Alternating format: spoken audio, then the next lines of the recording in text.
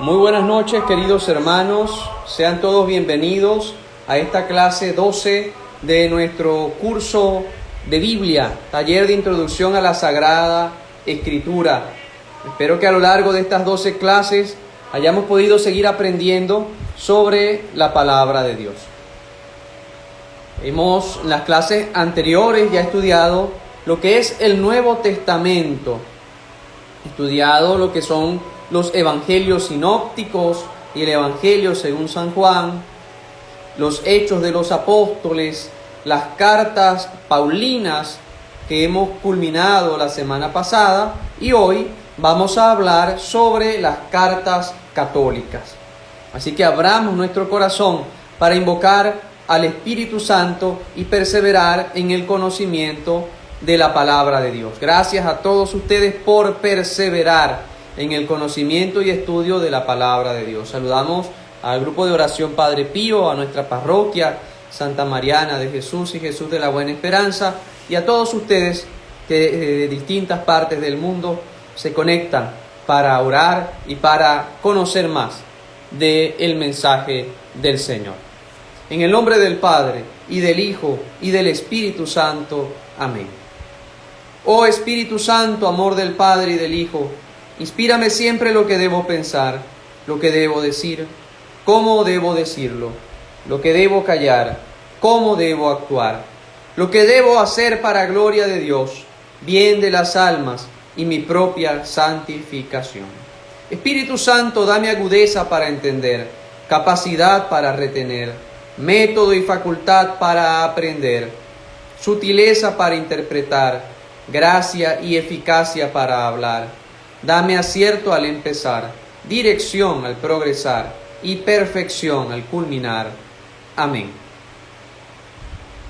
Saludos a todos, hermanos. Vamos a disponernos pues hoy a estudiar lo que son las cartas católicas.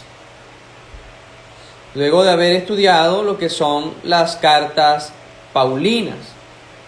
Además de las cartas paulinas, el Nuevo Testamento contiene otras 7 cartas que llevan los nombres de Santiago, Pedro, Juan y Judas, el hermano de Santiago. ¿Por qué se le llaman católicas? Porque católico quiere decir universales. No van a ir dirigidas a unas comunidades en concreto, como por ejemplo las cartas de San Pablo, que van dirigidas a los romanos, a los efesios, a los filipenses, a los colosenses, a los gálatas, a los tesalonicenses, es decir, a comunidades concretas, a iglesias concretas. Estas van dirigidas a una comunidad universal. Bien, tienen esta destinación más universal y tratan de cuestiones generales. En realidad no son cartas propiamente dichas en el estilo de una carta, sino más bien homilías presentadas en un estilo, llamémoslo, epistolar. Por este motivo, después del siglo IV fueron llamadas o reagrupadas bajo el grupo el título de cartas católicas. En estas nuevas circunstancias, la Iglesia comprendió la necesidad de consolidar su vida comunitaria, manteniéndose fiel a las enseñanzas de los apóstoles, a las enseñanzas de Jesús, que de por sí fueron transmitidas por los apóstoles. En algún momento se dudó de algunos protestantes sobre la canonicidad de estos textos, y en el Concilio de Trento fueron ratificados como canónicos. Frente a las corrientes protestantes se definió su canonicidad, afirmando ser palabra de Dios, como los otros libros del Nuevo Testamento. Recordemos que son 27 libros en el Nuevo Testamento. Y hoy abarcamos estas hermosas cartas católicas. Vamos entonces con la primera de ellas, llamada la carta a Santiago o la carta de Santiago.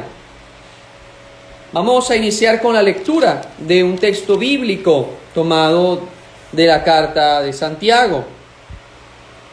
Capítulo 1, versículos 19 en adelante. Dice así: Queridos, hermanos míos, ya están instruidos. Con todo, que cada uno sea veloz para escuchar, lento para hablar y para enojarse, porque la ira del hombre no realiza la justicia de Dios. Por tanto, dejen de lado toda impureza y toda maldad y reciban con mansedumbre el mensaje plantado en ustedes, que es capaz de salvarles la vida. No basta con oír el mensaje, hay que ponerlo en práctica. De lo contrario, se estarían engañando a ustedes mismos. Palabra de Dios. Hemos leído Santiago 1, versículos 19 al 22. Santiago nos exhorta entonces, en primer lugar, a ser lentos, a ser veloces para escuchar, pero lentos para hablar y para enojarse. A veces nos enojamos rápido, hablamos rápido y somos más bien lentos para escuchar. Debemos escuchar primero, hablar después. Y por otro lado nos invita a poner en práctica la palabra de Dios. No basta con escucharla, no basta con aprenderla. Lo importante es que la pongamos en práctica. Bien, a pesar de su presentación en forma epistolar, la carta de Santiago es una especie de homilía que contiene una serie de exhortaciones morales. Su estilo sentencioso se asemeja a los escritos sapienciales del Antiguo Testamento. Recordemos los libros sapienciales, estando también los libros de los proverbios, de la sabiduría, algunos salmos. Los temas expuestos se van sucediendo de manera bastante libre, a veces por una semejanza verbal o por una antítesis. A primera vista, en algunos casos, parece contradecir las enseñanzas de Pablo sobre el tema de la justificación por la fe, aunque no es así. La diferencia entre ambos es más aparente que real. En efecto, siempre que Pablo habla de la fe, se refiere a la fe que obra por medio del amor, como por ejemplo en Gálatas capítulo 5, versículo 6. Como una respuesta a la palabra de Dios que compromete y transforma la vida de los creyentes. En este sentido coincide perfectamente con Santiago. Santiago en el capítulo 2 nos habla de un tema muy importante, que es la fe y las obras. Dice Santiago capítulo 2 versículo 14, hermanos, ¿de qué le sirve a uno decir tengo fe si no tengo obras?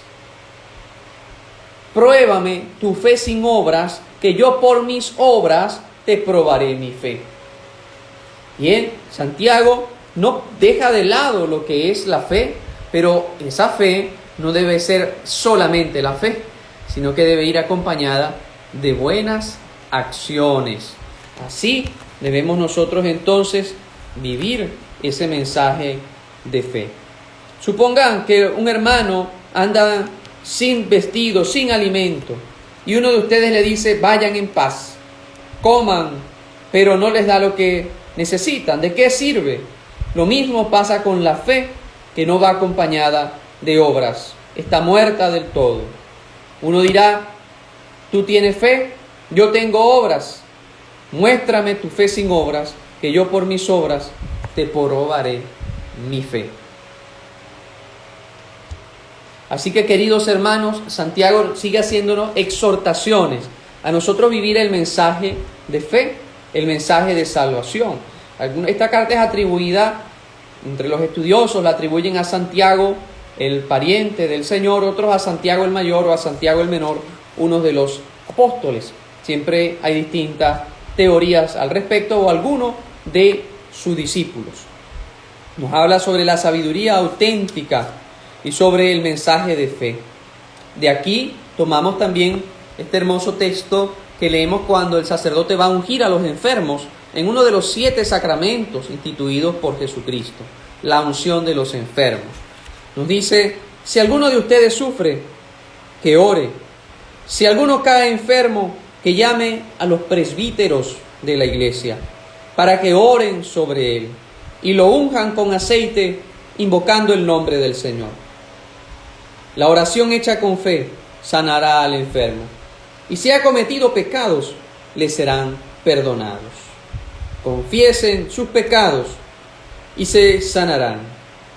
Así que, queridos hermanos, aquí nos deja también parte del texto usado en la unción de los enfermos. ¿Está enfermo alguno de ustedes? Llame pues a los presbíteros de la iglesia para que oren sobre él. Nos deja también expresado, ¿no?, cómo este sacramento oramos por la sanación de la persona y también por el perdón de sus pecados. Así, queridos hermanos, muy recomendada la lectura de la carta de Santiago. Da consejos muy útiles que debemos nosotros también poner en práctica. Santiago 1:26. Si alguno no pone freno a su lengua, sino que engaña a su propio corazón, su religión es vana. Bien, debemos refrenar la lengua y purificarnos y sobre todo vivir nuestra fe acompañada de buenas acciones. Otra de las cartas católicas que debemos conocer son las cartas de San Pedro. Tenemos primera y segunda de Pedro. Es una exhortación a un grupo de iglesias situadas en 5 provincias romanas ubicadas en el Asia Menor. Allí, como en otras regiones del imperio, comenzaba a vislumbrarse un horizonte sombrío a las comunidades cristianas. Los creyentes no cuestionaban las escrituras sociales o políticas de su tiempo, pero se había introducido un estilo de vida nuevo que los hacía vivir como extranjeros en su propio ambiente. Su enseñanza presenta muchos puntos de contacto con la doctrina de San Pablo. Este hecho es perfectamente explicable, ya que Silvano o Silas, el antiguo compañero de Pablo, debió prestarse una amplia colaboración en la redacción de esta carta, bien, que es atribuida entonces al apóstol San Pedro en su ancianidad, según muchos autores. También, aunque tenga apariencia de carta como la de Santiago, como Santiago lo demuestra en el saludo, la acción de gracias, tiene un estilo también homilético, un estilo de homilía como la de la carta a los Hebreos que estudiaremos la próxima semana. El tema dominante es la pasión de Cristo, en referencia constante a los destinatarios. El autor pone intensamente ante sus ojos el futuro que les aguarda si permanecen fieles, una herencia que no puede destruirse, sino que está reservada en el cielo. Veamos algún texto del apóstol de la primera carta de Pedro. Primera de Pedro 3, capítulo 1, nos invita a llevar una vida santa. Nos dice: como hijos obedientes, no vivan de acuerdo a los deseos de antes. Primera de Pedro 1:14. Por el contrario, como el que los llamó es santo, sean también ustedes santos en toda su conducta, porque yo soy santo, así está escrito. Así que Dios nos hace un llamado a la santidad. Nos dice: pueblo de reyes, sacerdocio real, nación santa, para que proclame las maravillas del que los ha llamado. Nos hace un constante llamado a crecer en la santidad, porque el que nos ha llamado es santo.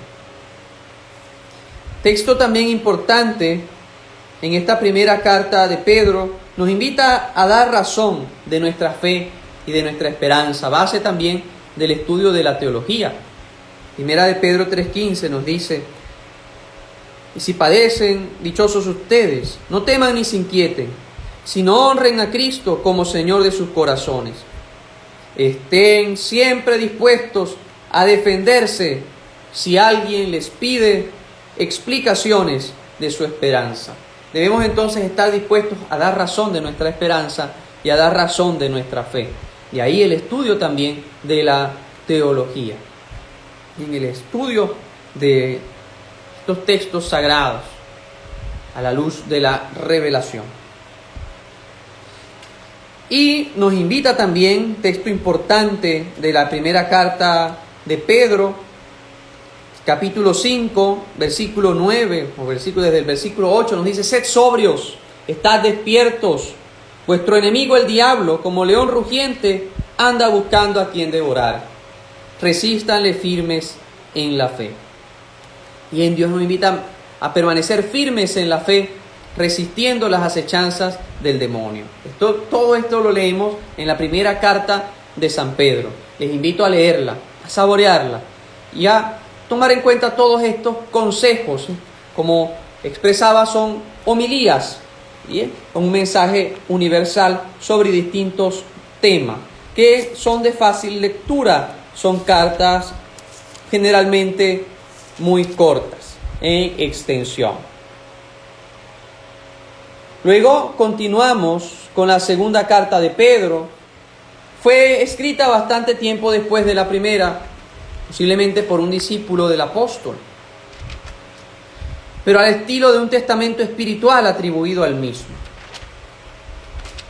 Son por lo general cartas seudónimas, se le atribuyen a este autor sagrado. El autor comienza por recordar el sentido de la vocación cristiana como partícipe de la naturaleza divina. El discípulo de Cristo está llamado a vivir santamente, en conformidad con la palabra de Dios, inspirada por el Espíritu Santo.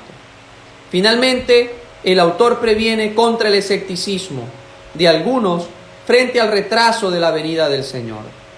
Su venida es cierta, aunque no se pueda precisar el momento. Nada tiene que hacernos dudar de ella. Bien, textos, por tanto, inspiradores para seguir el camino del Señor. Comienza entonces con seriedad y solemnidad, doble nombre del remitente hebreo y griego. En cuanto a las herejías o falsas doctrinas, todo induce a pensar que se trata de una forma de gnosticismo presente en la época. El autor no las nombra, solo insiste en el libertinaje de los herejes. Ese día para ellos llegará como un ladrón en la noche. Nos invita entonces a mirar la historia con los ojos de la fe. Que todos estos textos nos inviten también a nosotros, queridos hermanos, a vivir la fe, a vivir la esperanza y a vivir la confianza puesta siempre en el Señor, en nuestro Dios y Salvador. Vamos, hemos leído Santiago, primera de Pedro y segunda de Pedro. Continuemos entonces nuestro recorrido por las cartas católicas y hablemos sobre las cartas de San Juan.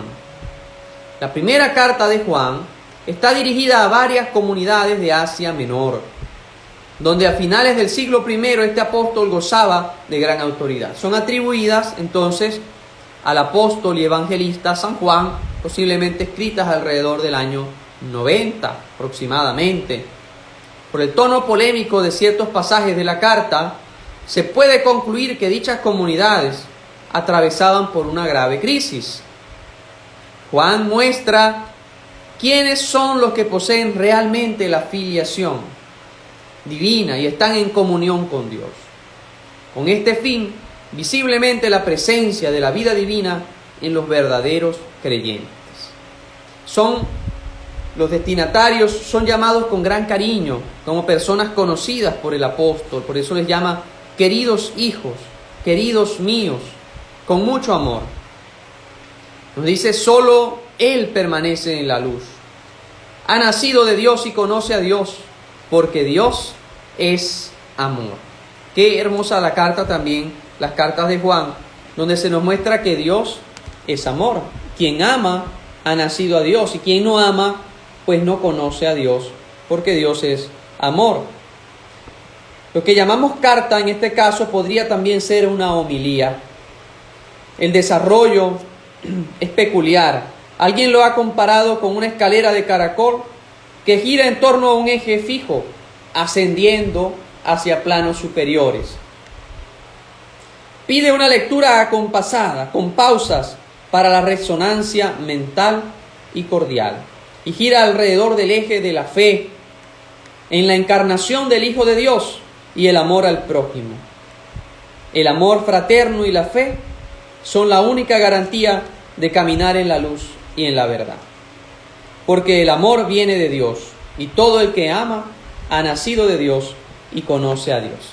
Bien, es un hermoso texto donde también nos habla sobre la importancia del amor de Dios, del amor divino que debemos manifestar también a través del amor al prójimo.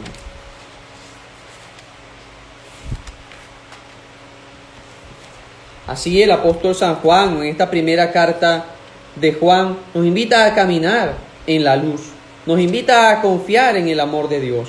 Miren qué amor, primera de Juan 3, miren qué amor tan grande nos ha mostrado el Padre, porque nos ha llamado hijos de Dios, y no solo eso, sino que realmente lo somos. Por eso el mundo no nos reconoce, porque no lo reconoce a Él. Queridos, ya somos hijos de Dios, pero todavía no se ha manifestado lo que seremos. Sabemos que cuando aparezca, seremos semejantes a Él, porque lo veremos tal cual es. Vivamos, queridos hermanos, el amor, como nos invita el apóstol San Juan en sus cartas. Tiene la primera, segunda y tercera de Juan, que podemos ver en una sola página cada una de ellas, especialmente la segunda y la tercera de Juan. La segunda carta de San Juan está dirigida a una comunidad cristiana de Asia Menor.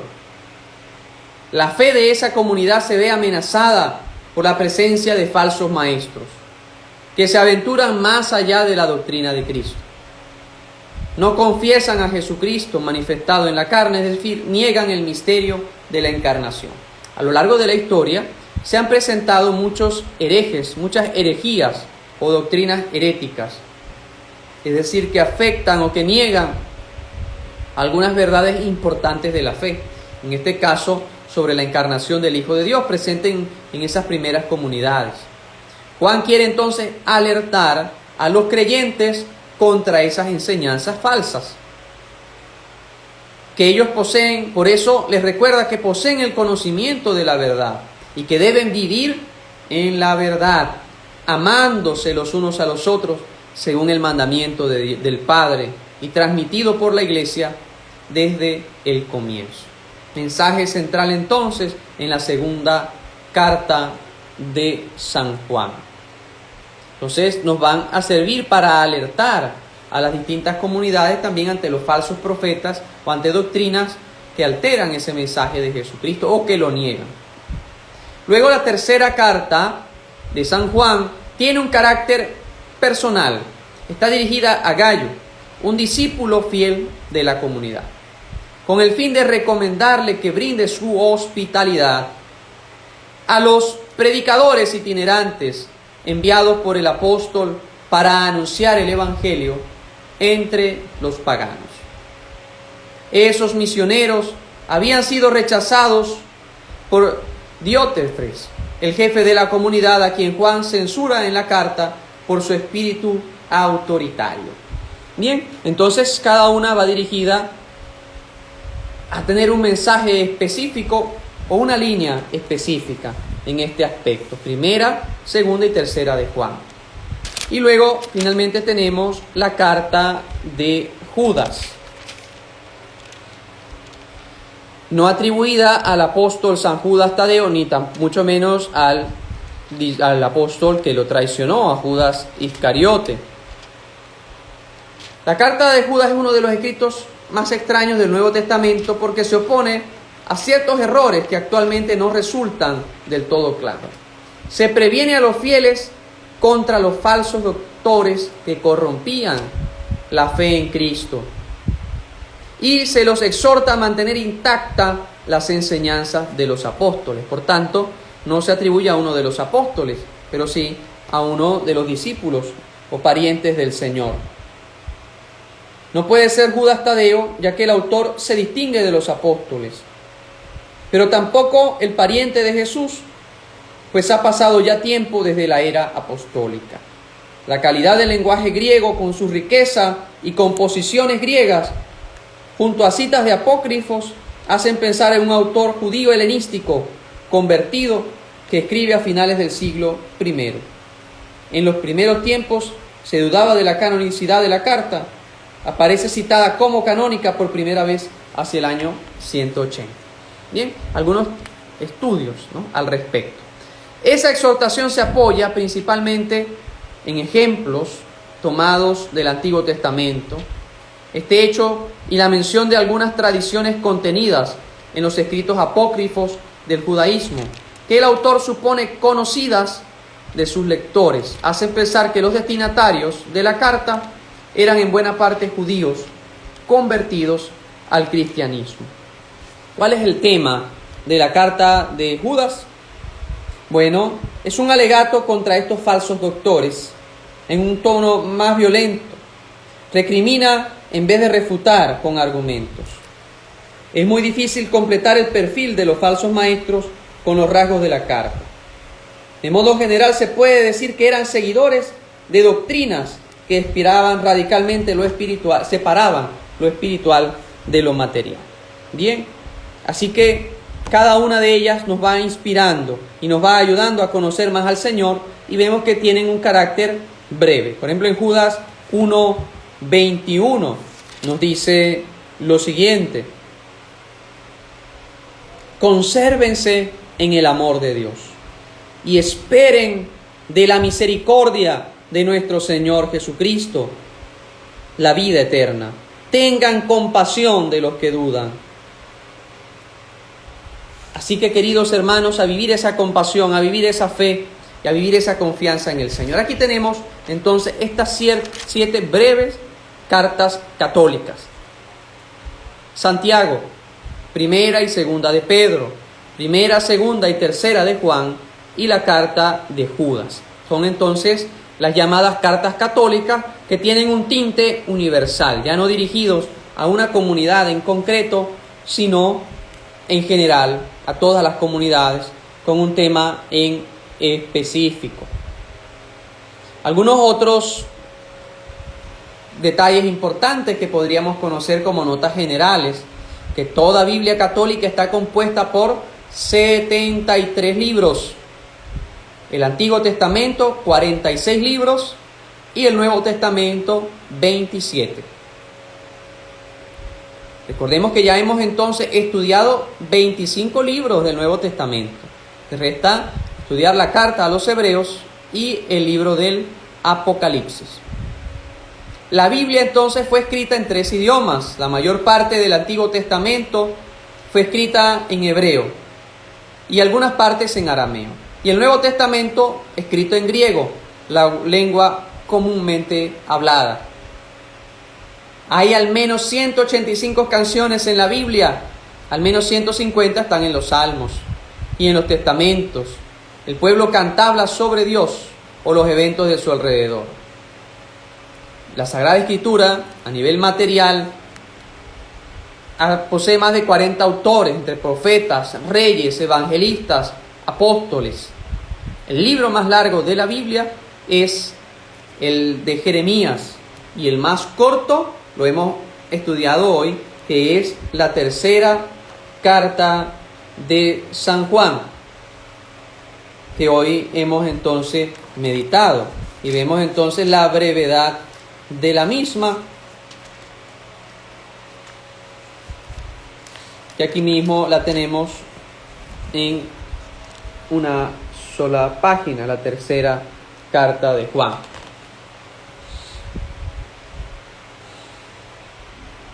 Así que, queridos hermanos, les invito a seguir profundizando en el conocimiento de la Biblia, que es la palabra de Dios.